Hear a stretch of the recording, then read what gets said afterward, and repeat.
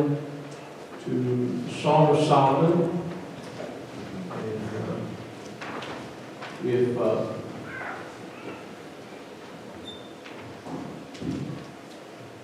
you've never spent time with this particular book in the Bible,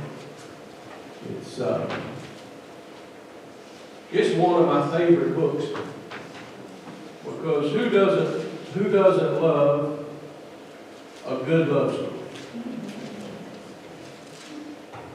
I remember when they preached against them hard romance.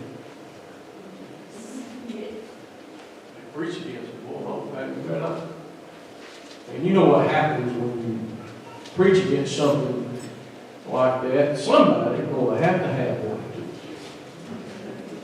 And I remember my sister had a hard romance or two. And please don't judge me too harshly.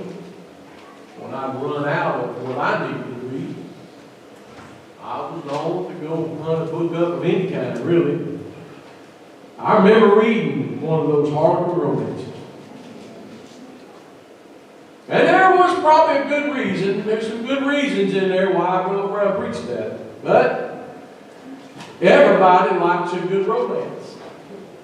Now, for you lady folks that maybe you are into, love stories and movies about white knights and all that stuff. Brother Lee is a big Hallmark Channel fan. I don't know how I got friends like I do, but I do. And he's into Hallmark. You call him up, what you doing? Well, I'm so in suspense as to what's going to happen. I said, you watching one of them Hallmark love movies, huh? He said, yep. He said, it always ends good. Man falls in love with a woman. The good guys always win. And I guess there's something to be said for that. But the Song of Solomon, the book itself, really is a wonderful example of a love story. I want to turn your attention to chapter 2. And I'm going to read through a few verses here, starting with verse 8. The voice of my beloved. Behold, he cometh leaping upon the mountains, skipping upon the hills. My beloved is like a roe or a young hart. Behold, he standeth behind our wall. He looketh forth at the windows, showing himself through the lattice. My beloved spake and said unto me, Rise up, my love, my fair one, and come away. For lo, the winter is past, the rain is over and gone. The flowers appear on the earth, the time of the singing of birds is come, and the voice of the turtle is heard in our land. The fig tree putteth forth her green figs, and the vines with the tender grapes give a good smell. Arise, my love, my fair one, and come away. O my dove, thou art in the clefts of the rock, in the secret places of the stairs. Let me see thy countenance. Let me hear thy voice, for sweet is thy voice, and our countenance is comely. Take us the foxes, the little foxes that spoil the vines, for our vines have tender grapes. My beloved is mine, and I am his. He feedeth among the lilies. Until the day break, and the shadows flee away, turn, my beloved, and be thou like a roe or a young hart upon the mountains of Bethel. I want to preach to you from the title today, Little Decisions, Big Consequences. Little decisions, big consequences. If you'll put your Bibles down and give a good hand clap of praise before you see I would appreciate it. Good Lord, hallelujah. Hallelujah. Big decisions, you can be seated, always seem to be the ones that cause us to become concerned. It causes us to be anxious. It causes us to take long, close looks at what we're going to do. Things like buying a house or buying a car, or maybe taking a different job, or sometimes in how you want to invest your money. Big decisions, things that seem like they have big impact in our lives. Who we marry typically has big impacts in our lives. The story of the Song of Solomon is about two lovers who are in love with one another, and obviously we understand it is about God and the church, and I believe that to be a wonderful part of that. But there are some things within this book that you and I can gain some insight in just our regular everyday lives. And I believe that whenever he put in this wonderful story, and there's other places in here where it becomes a lot more graphic and explicit when it comes to the lover and his bride, that it's one of those things when he uses these particular words, they generate within us, or should generate within us, a feeling of calmness, a feeling of peace, a vision of beauty.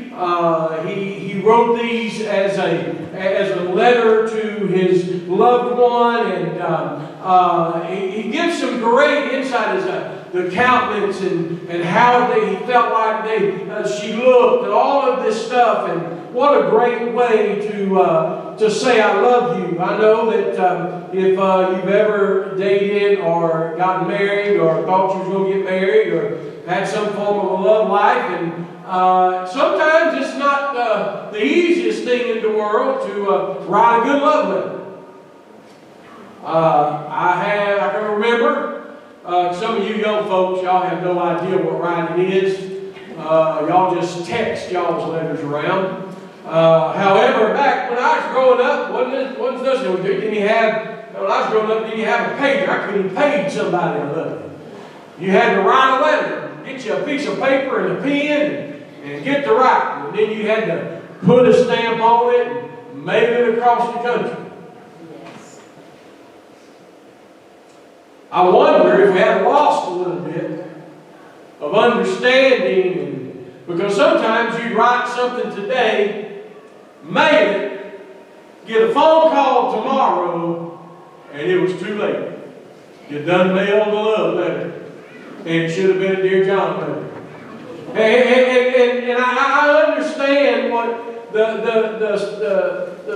man is talking about, and I understand what the bride is talking about, and their descriptions of one another, and how they want us to understand. I believe God wanted us to understand that this is one of those things that this is an important book, because this is a salvation issue. This is the bride coming back, or the bridegroom coming back, going to catch his bride away, and they want to find themselves ready. We have the parable of the 10 virgins in the New Testament, where we had the 5 wise and the 5 foolish. And there's something about the parable there and the Song of Solomon that leads, I think, some credence to how important this particular story is. And it's important for you and I to realize that there is some big decisions in our lives that we need to make sure that we are ready. I understand that that we should have some things that are very serious for us and we should put a lot of thought into, but I don't want to really focus on these because I believe that we sometimes overlook the fact that our small day-to-day decisions, the small little, you kind of do something and you don't really think about it much, they can sometimes cause very, very large problems. We give little thought to the benefits of the problems. We give little thought to what they may entail, but every day is filled up with small, everyday, mundane decisions. We don't think very much about them. We find ourselves just kind of sometimes doing the same thing every day. If you go, I try not to be too, predictable. But I can assure you that Brother Lee is predictable. At 11 o'clock, he's walking into or waiting at the door of a restaurant because he's going to eat at 11. And then in the evening, if you call him at 5, he is walking into or getting ready to walk into a restaurant because he's going to eat at 5 o'clock. There's something about his regimen, his routine, that he finds comforting. And I find comforting trying my best to mess it up. When he comes here, I try to get busy doing something so 11 o'clock passes us by. I try not to do anything at 5 o'clock except, oh, we're supposed to go eat? I bet I got a reservation at 7. He hates that because it's small decisions that he makes through the day. If you call him about 12:30, 1 o'clock, my phone's going to ring somewhere between 12:30 and 1 o'clock. Why? Because he's fixing to go start walking. He's either walking outside or he's walking at the church or he's going to go walk about 4 or 5 miles. He does that every single day. I believe we all probably have some of those kind of idiosyncrasies where we do certain things all the time. Maybe it's certain. I get up in the morning and the first thing I do is get me a cup of coffee. I like to have coffee first thing in the morning. If I don't have a cup of coffee in the morning, I don't have very good days. I've got to figure out how to get me a cup of coffee later in the morning. It's not as good as first morning coffee. It's just better first thing in the morning. And I look at our decisions that we make and the things that we do and why we do them. And I look at this story and I find such a wonderful story of love and beauty and kindness. And right in the middle of this is one little verse that simply says, gotta watch out for them little foxes because they'll spoil the vine. I believe there's a reason that it's here. I believe there's a point to be made where we find this story right in the middle of everyday life, right in the middle of normalcy, right in the middle of two people that are in love with one another and everything's going good. This is not one of those times in the Song of Solomon where he's lost or left and she can't find him. Now this is one of those things where everything's great. The sun is shining. The birds are singing. The bees are buzzing. The flowers are blooming. It's beautiful outside. It's a perfect temperature. Everything's going good. Everything's going fine. But don't be too complacent. Right in the middle of that lies a warning. Little foxes. You say, well, what's a little fox? Why, I got to investigate in this particular time, and they were talking about what they call jackals. I like foxes better, right? But they were jackals there. But they must have been very similar to our foxes of the day because a big one was 15 inches tall. Not very big. Kind of like our foxes when you see one cross the road. There's a red fox that crosses the road a lot of times between here and Troop. I've seen him several times. And he's a little bitty thing. I guess it's a female. I don't know. I really couldn't tell. And pretty swift and passing through. And you would think such a little bitty animal. Such a little bitty fox. Just a small, insignificant animal. The Bible says, be wary. And he says the reason why. He said, because they will harm the young, tender vines. And so I begin to think about the fact that these small foxes, these small little bitty jackals that would find their way under a fence or through a board in a fence or find their way into a field. And how could such a... It's not like it's a herd of cows eating your field. It's not like it's a 40 or 50 feral hogs digging up all of your garden. It's not that. It's just a little fox with a little bitty paw. Little bitty paw. Coming through and stepping on a vine or two. Just a vine or two. Doesn't ruin the whole garden. Doesn't mess up the whole garden. In fact, very little damage, you would think. Little paws, small vines. But again, think about what might happen here. Let's say that little fox went in and stepped on one vine. But that was the year of a drought. And in the midst of the drought, what used to be a great harvest was a very small harvest. And for you to survive, you need a certain amount of food. And could it be that at the end of the drought season, when you're down to the last little bit of meal in the pot, when you're down to the last cake to be made, as the little woman who made the cake for the prophet says, this is all I got. When this is done, my son and I are just going to lay down and we're going to die. What if that one little bit of damage in the garden, damage enough to keep you away from a quarter of a cup of sustenance, of meal, and you died because you didn't have enough food to eat?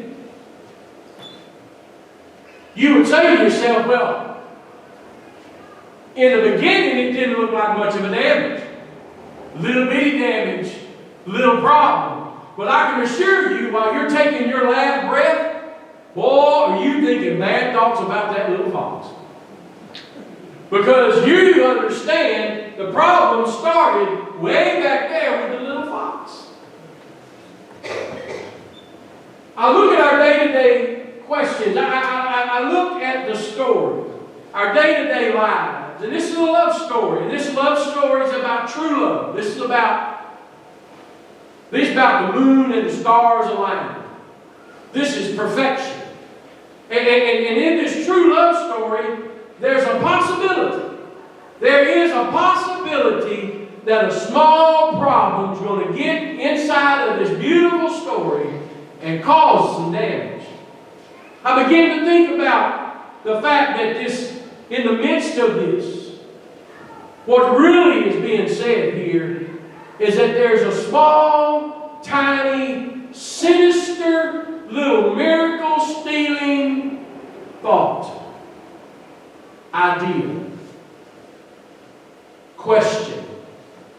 Because you see, I find that even though we battle big problems, Satan comes against us and we might lose a job or get a bad diagnosis from a doctor, and those are terrible things. Those are tough things. Those require a lot of effort to get through. But he also comes in with a little bitty small something that causes you and I to begin to think in the wrong way, or begin to ponder in the wrong direction, begin to try to do things in a different way than what we should be doing. In the midst of that, steals the very miracle that God is trying His best to put in place in our lives. The Bible says it this way: broad is the way that leads to destruction, yet narrow is the way that gets to heaven. If you take a think about that, if you have a 4-lane interstate and you're traveling down it on a bicycle, you have to do a whole lot of veering and swaying and moving left to right to ever get off of that 4-lane interstate. However, I remember a time I went to Village Creek. I got talked into riding a bicycle. I borrowed an off-road mountain bicycle. It was it was good with old brown sugar. It was top of line in its day. And I was riding with some guys, and they said, "You never been off-road? You never rode off-road?" No. All I did on the highway. They said, "Well, let's go to Village Creek and ride." I said, "All right, let's go." So we're going through this river bottom, swamp, and got a little big trail. That trail it's not hardly a foot wide. I'm on that bicycle zipping around through there. And man, all of a sudden, trail go that way. go that way. And in a split second, I was no longer on the trail. I was in the swamp. I stopped, got back up, climbed back on, got going again. All of a sudden, trail going, ball wind going, going down there. It disappeared. Oh, I slid to a stop. And my front tire was almost over the edge. And it was 20 feet to the bottom. You want to know something? That trail went right down that bluff bank. And when it got to the bottom, it went across a 2x12 that looked like a toothpick from up here. And crossed that little creek about 4 or 5 foot wide. And the crazy trail went right back up the bluff side on the other side to the top. And I said, nope. Ain't it going to do it? Y'all are nuts. How in the world are you going to keep the bicycle on the one to keep it up? And how am I, when I get to the bottom, I know how no brakes going straight down here. How am I going to keep the back on that little old bitty board going across? And if I do get across, how in the world am I going to come up with that? Not much room for error. Not much room for error. Why? Because it was a narrow trail. It was designed to get me to the other side. Not only that, the adrenaline rush from getting that accomplished, you could pat yourself on the back and go, good job. Well done. Well done. I stood up there and I looked at that for probably 5 minutes. Them two boys I was with, they did everything but push me over the edge. I said, y'all push me over the edge, I'm going to shoot both of you. And I stood up there and I looked at it and I watched it. There was some people right now. I seen a guy come off there and come by and shoo, shoo. God, have mercy, it's possible.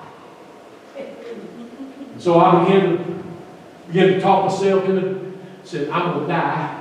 I said, y'all got an ambulance, not a phone number. Can we get a phone, a signal? I mean, y'all probably have to call 911. And I still remember it this day. My two buddies, one of them went in front of me. Oh, and he went to the top. I said, I don't know if I can do this or not. He said, close your eyes. I said, you're nuts. I got that bike, I got the front wheel over the edge. I'm going to tell you that trail looked that wide. My tire was that wide. The trail looked that wide. And it looked like a toothpick going across that creek. I said, oh my Lord. I don't know what made me do it. To this day, I can tell you I have no idea why I was so stupid. I pushed myself off the edge. And down I went. I didn't have no brakes. By the time I got to the bottom, I was probably doing 20 miles an hour. And whenever I hit the bottom, my front wheel bounced up. And I bounced out on that little wooden bridge looking thing. And when I got down there, it was about that wide, but it didn't have no sides. But I said, I'm dead. And about that time, I was going so fast coming down that I got all the way to the other side, and I was halfway up the other bank. And I forgot the pedal. Forgot the pedal.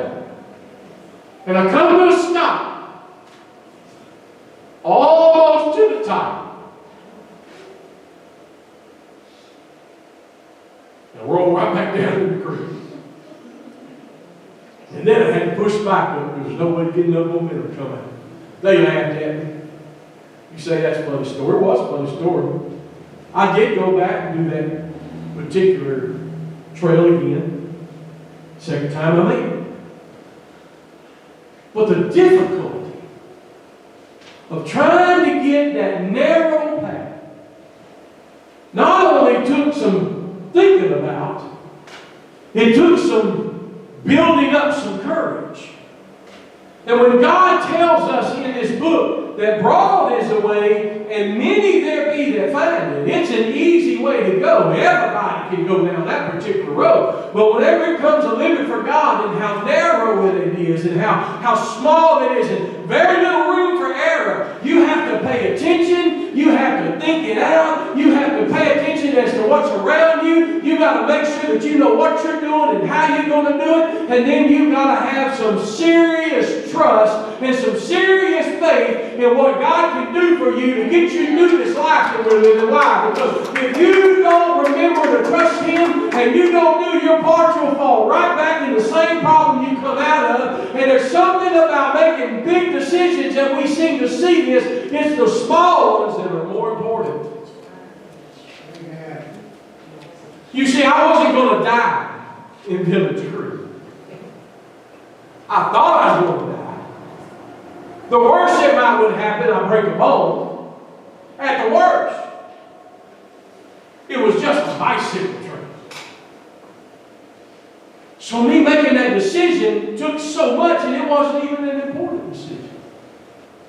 Can you imagine what it must be like when Jesus watches us live our lives and He watches us make day-to-day decisions without even thinking about it? Because if we don't think about it, that tells me we may be going down that wrong way. Because it's easy to do that. But I begin to think about the decisions I'm making today. It starts when you open your eyes up in the morning. It starts your first thought.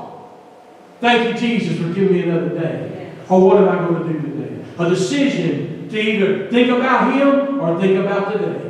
That very first decision, as small as it is the building block and the foundation for you to have a successful day in living for God. Because if you can't make that little big decision, how in the world are you going to make the big decision somewhere later in the day when all your previous decisions were just made with no thought? Somebody in here named Rhymes with Tracy decided yesterday to make a decision to be positive all day. No negative thoughts. Zero. I don't know if she put much thought into that. And she certainly didn't put much thought into telling me. Because I made it my mission. Trying my best, but I tried my best to. And I almost got it. I think there were some negative thoughts, she just didn't express it.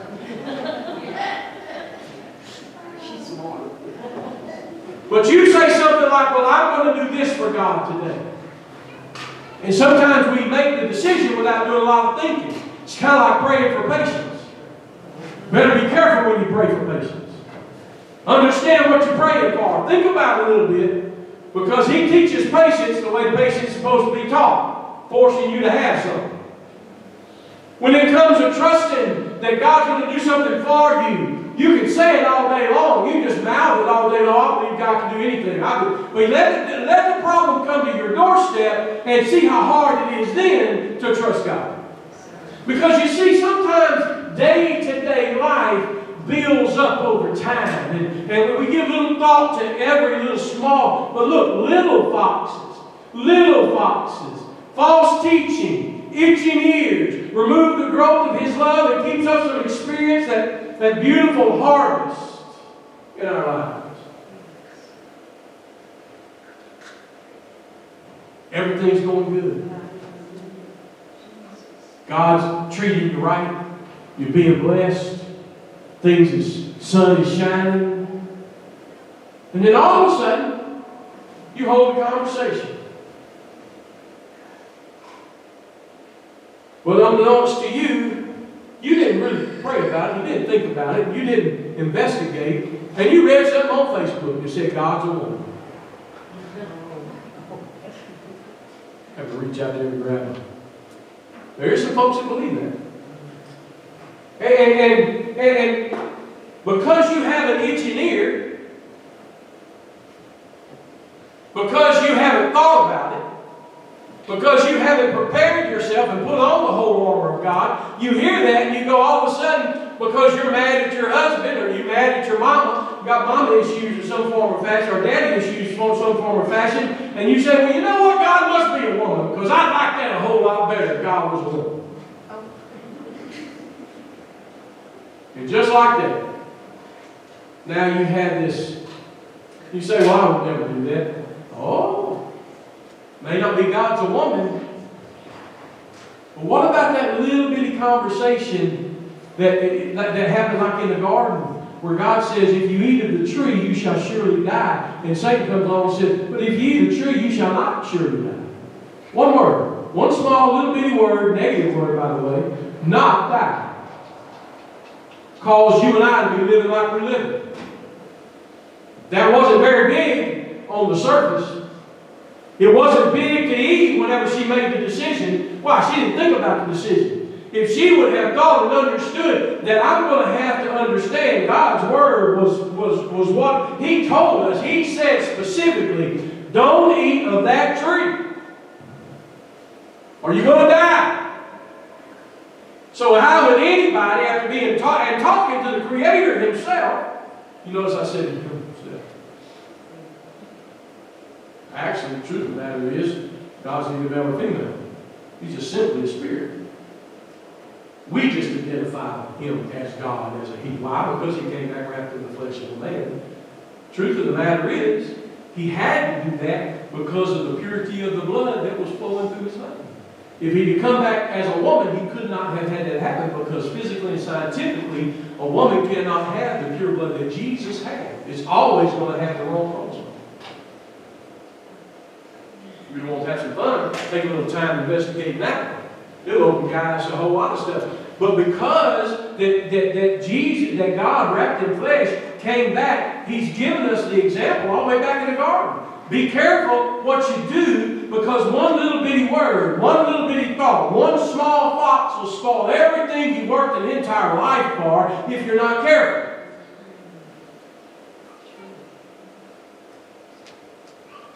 See, we choose whether to love Him. We choose. I choose whether to love Him no matter the situation. I choose to love Him when things are good. I choose to love Him when things are bad. I choose to live for Him when everything's going right. And I choose to live for Him when everything's falling all to pieces. I don't know what in the world's going on. Can't understand it. Can't figure it out. But I'm still going to trust Him. And I'm still going to try my best to keep my focus. What is focus? We say you got to focus on something. What is focus? That is a narrowing of your viewpoint. That's focus. Why do you have to do that? Because it narrows the way. Yes. I can't. Have you ever got a splinter in your finger? Anybody like splinters in your finger? He raised. I guess if you like picking them out, it'll be all right. But you get a splinter in your finger, what do you normally have to do? Got to get it out, right? What's entailed there? What if you're 70 years old? What do you go get? Magnifying glass or some readers? Why? Because you can't see it. In fact, whenever you get, even as a young person, what do you have? Do you get an axe and chop your finger off to get rid of the splinter? No. What you do is you get a little bitty pair of what? Tweezers. And you get it way up there, real close to you. Why? Because you don't want to pinch your skin. You just won't get the splinter out. And you get the ball, you get just right. Boy, it could be a bomb go off next door. And you right here, you're focused. Somebody be hollering at you on the conversation, boy, you almost got that rascal. Almost. Why is that? It takes focus. You ain't looking over here trying to pick the splinter out over here.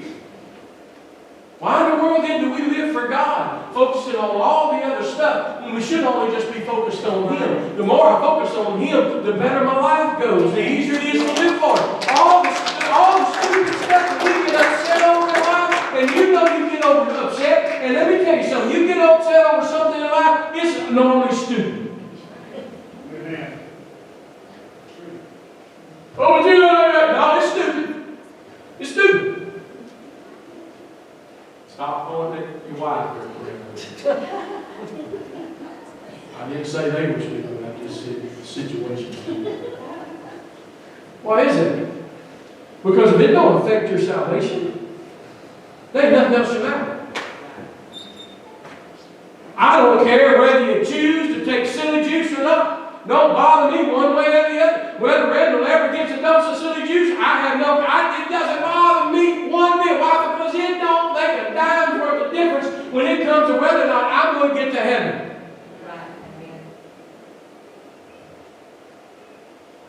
But we get our backsides up over our shoulders because of something somebody says, really, or does to us, really, or makes us feel, really, somebody that's not God. Why don't we just take that to God and let Him work it out and fix it? Why don't we keep my focus on Him? Why? Because the little bitty foxes that don't make a dime's worth of difference to salvation, if it causes me to lose my soul, I got to blame it on nobody but me paying attention and not getting the little bitty problems out of my life and ignoring the small stuff. Why? Because if I let it give me a big consequence.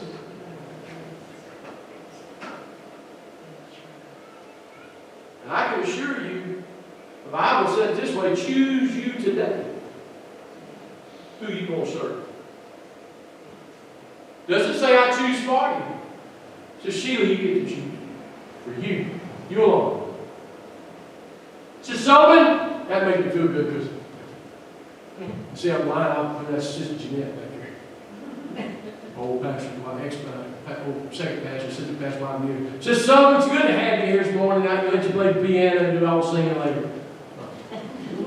Says, Sullivan, whatever goes on in your life, there ain't nothing going on in your life today that's more important that takes precedent over getting to heaven. Doesn't matter. Says, McCarty, there's nothing.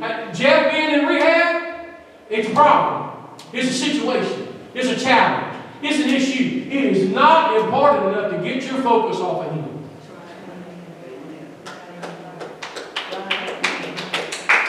Little boxes. Choose today who you will serve. But I tell you this, I'm closing.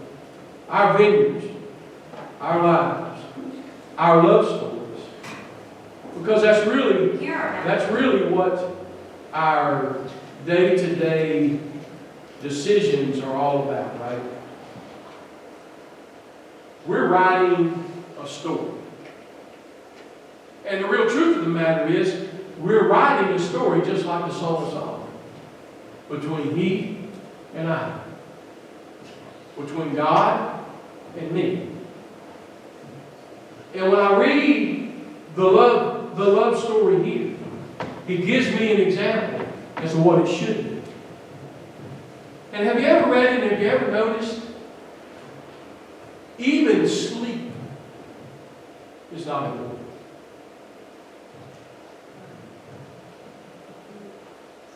The bride woke out of her slumber and said, my bridegroom has left me. Now, I don't know about you, some of you, especially Brother Thomas, Brother Randall, they done confessed, went home, went sound asleep, just out like a light. Why? Because they was tired. In fact, Brother Randall said, I don't even think I turned over. I know I turned over. I don't ever sleep that solid. And I wonder, Brother Randall, just because you told me that. No other reason. No other reason. But since you told me that, could it be that last night God Himself come by? And if He would have, and He would have awakened you out of your sleep.